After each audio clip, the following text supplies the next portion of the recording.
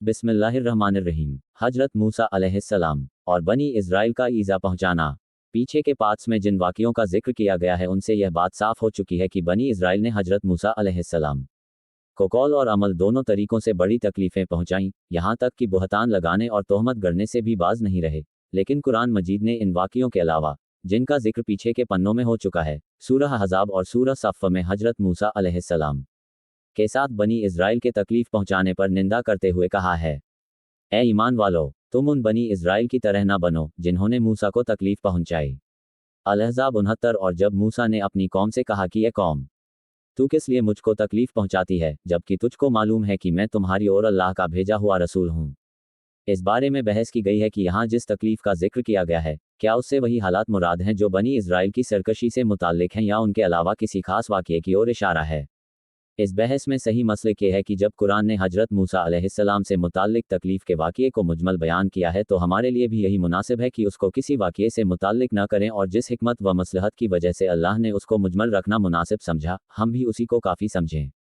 हजरत मूसा की नबूवत के ज़माने से मुताल्लिक दूसरे मामले फ़िरौन नई तहकीक की रोशनी में मिस्री दारुल आसार के चित्रकार, मुसव्विर और असरी और हजरी पत्थरों और खंडरात के नामी आलिम अहमद यूसुफ आफंदी की खोज का खुलासा यह है कि यूसुफ जब मिस्र में दाखिल हुए हैं तो यह फ़िरौन के 16वें खानदान का जमाना था और उस फ़िरौन का नाम अबाबिल अव्वल था, और जिस फ़िरौन ने बनी इज़राइल को मुसीबतों में डाला वह रामीसी सेकंड हो सकता है। यह मिस्र के हुक्मरानों का 29वां खानदान था। हजरत मूसा अलैहिस्सलाम उसके ज़माने में पैदा हुए और उनकी गोद में पले बढ़े। रामीसी सेकंड ने इस डर से कि बनी इज़राइल का ये शानदार कबीला, जो लाखों इंसानों पर मुश्तमिल था, अंदरूनी बगावत पर उत्तर न आए, बनी इज़राइल को मुसीबतों में मुब्तला करना ज़रूरी नहीं समझा, जिनका जिक्र तौरात और कुरान हकीम में किया गया है। रामसी सेकंड ने अपने बुढ़ापे के ज़माने में अपने बेटे मरनिफ्ताह को हुकूमत में शरीक कर लिया था, इसलिए मरनिफ्ताह ही वह फ़िरौन हो सकता है जो नदी में डूबा। इस नतीजे की तायद इससे होती है कि मिस्री दस्तूर के मुताबिक मरनिफ्ताह का अलग से मनबरा नहीं, बल्कि वह 18वीं खानदान के फ़िरौन के मकबरे में दफन किया गया। मिस्री अजायब घरों में एक लाश आज भी महफूज है, और मोहम्मद अद्दी की किताब दवातुर रसूल इलल्लाही के मुताबिक इस लाश की नाक के सामने का हिस्सा नहीं है। ऐसा मालूम होता है कि शायद दरियाई मछली ने खराब किया है और फिर उसकी लाश अल्लाह के फैसले के मुताबिक किनारे पर फेंक दी गई, ताकि वह मेरे बाद आने वालों के लिए अल्लाह का निशान रहे। मौरिस बकाए का फैसला करने वाला कौल। फ़िरौन के गर्क हो जाने का वाक़या बहुत से पुराने और नए तहकीक करने वालों के लिए बहस का मौजू बना रहा और अब तक बना हुआ है। बहुत सी किताबें लिखी जा चुकी हैं और लिखी जा रही हैं, लेकिन ये सब उस वाक़ये की तारीखी और जुग्राफियाई, ऐतिहासिक और भौगोलिक हैसियत पर जोर देती हैं। इस बारे में मौरिस बकाए मशहूर व मारूफ फ्रांसीसी मुसन्निफ लेखक ने अपनी किताब बाइबल, कुरान और साइंस में तफसीली बहस की है। जो देखने पढ़ने वाले और ज़्यादा मालूमात के ख्वाहिशमंद हों, वे उस किताब से, जिसका उर्दू तर्जुमा भी हो चुका है, रुजू कर सकते हैं।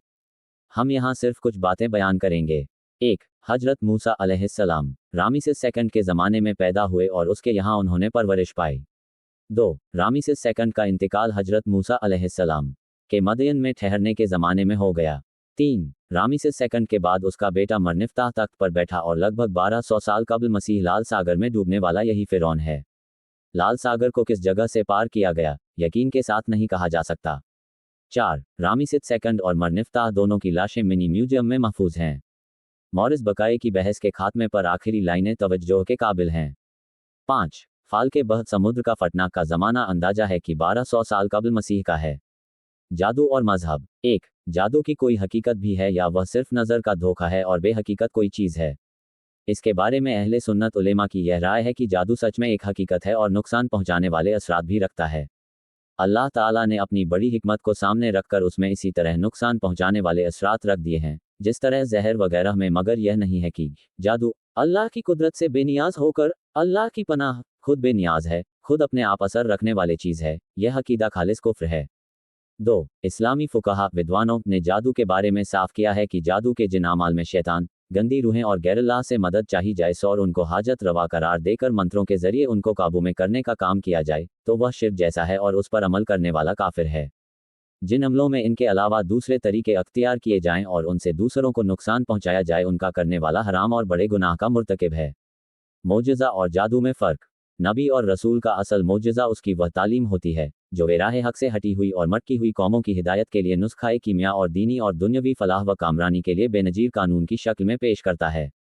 लेकिन आम इंसानी दुनिया की फितरत इस पर कायम है कि वे सच्चाई और सदाकत के लिए भी कुछ ऐसी चीज़ों के ख्वाहिशमंद होते हैं जो लाने वाले के रूहानी करिश्मों से ताल्लुक़ रखती हों और जिनके मुकाबले से तमाम दुनियावी ताकतें आजिज़ हो जाती हों, क्योंकि उनके इल्म की पहुँच कैसी सच्चाई के लिए इसी को मेयार करार देती हैं।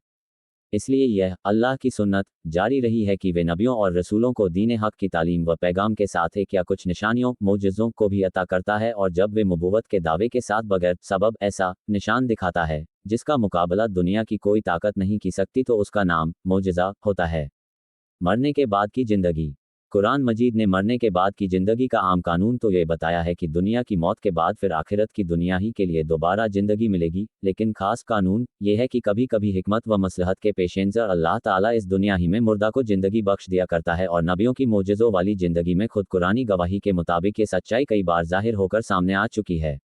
हजरत मूसा अलैहिस्सलाम की नबूवत के ज़माने में बनी इज़राइल के 70 सरदारों के दोबारा जी उठने के मौके पर यह सूरत सामने आई कि उनके नामाकुल और गुस्ताखी वाले इसरार पर प्रजा के अजाब ने उनको मौत के घाट उतार दिया, और फिर हजरत मूसा अलैहिस्सलाम की इजाब वाली दुआ पर अल्लाह की रहमत की वसअत ने तरस खाया और इन जान से तंग इंसानों को दोबारा ज़िंदगी बना दी।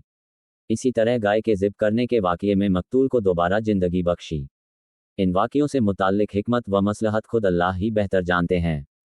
इंसानी समझ तो इतना ही कह सकती है कि इसका मकसद ये है कि मुतासिर होने वाले शुक्रगुजार हों और आगे इस किस्म की बेजा ज़िद को काम में न लाएं और अल्लाह के सच्चे फरमाबरदार बंदे बनकर रहें।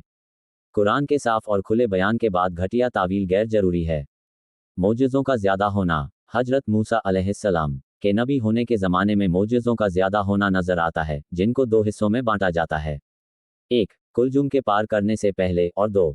कुलजुम के पार करने के बाद। कुलजुम के पार करने से पहले 1. असा डंडा 2. यदे बैजा हाथ की सफ़ेदी 3. सिनीन अकाल 4. फलों का नुकसान 5. तूफान 6. जराद टिड्डी दल 7. कुमल 8. जफादे मेढ़क 9. दम खून 10. फलके बह कुलजुम नदी का फट कर दो हिस्सों में हो जाना। कुलजुम पार करने के बाद 11. मन व सलवा 12. गमाम बादलों का साया 13. इंफिजारे उयून पत्थर से चश्मों का बह पड़ना 14. नतके जबल पहाड़ का उखड़ कर सरों पर आ जाना, और 15. तौरात का नाजिल होना। ऊपर के ज़्यादा से ज़्यादा मोजज़ों के सिलसिले में ये भूलना नहीं चाहिए कि सदियों की गुलामी की ज़िंदगी बसर करने और छोटी खिदमतों में मशगूल रहने की वजह से बनी इज़राइल की नुमायाँ खूबियों को घुन लग गया था, और मिस्रियों में रहकर मजहर परस्ती और असनाम परस्ती ने उनकी अक्ल और हवास को इस दर्जा मुअत्तल कर दिया था कि वे कदम कदम पर अल्लाह के एक होने और अल्लाह के हुक्मों में किसी करिश्मे का इंतज़ार करते रहते। इसके बगैर उनके दिल में यकीन व ईमान की कोई जगह न बनती थी। बस उनकी हिदायत के लिए दो ही शक्लें हो सकती थीं। एक ये कि उनको सिर्फ समझाने बुझाने के मुख्तलिफ तरीकों ही से हक़ के कबूल करने पर तैयार किया जाता, और पिछले नबियों की उम्मतों की तरह किसी खास और अहम मौके पर आयतुल्लाह अल्लाह की निशानी यानी मोजज़े का मुज़ाहरा पेश आता, और दूसरी शक्ल ये थी कि उनकी सदियों की तबाह हुई इस हालत की इस्लाह के लिए रूहानी ताकत का जल्द जल्द मुज़ाहरा किया जाए, और हक़ और सच्चाई की तालीम के साथ साथ अल्लाह ताला के तकवीनी निशान मोजज़े इनके कबूल करने और तसल्ली करने की इस्तेदाद को बार बार ताक पहुँचाएँ। बस इस कौम की पस ज़हनियत और तबाह हाली के पेश-ए-नज़र अल्लाह की मसलहत ने उनकी इस्लाह व तबीयत के लिए यही दूसरी शक्ल अख्तियार की। वल्लाहु अलीमुन हकीम। शून्य, अल्लाह ही जानने वाला और हिकमत वाला है। इंशा अल्लाह उल अजीज। अगले पार्ट में हजरत मूसा अलैहिस्सलाम और बनी इज़राइल का ईज़ा पहुँचाने वाले वाक़ये को तफसील में देखेंगे। हमारे चैनल को लाइक करें और सब्सक्राइब करें।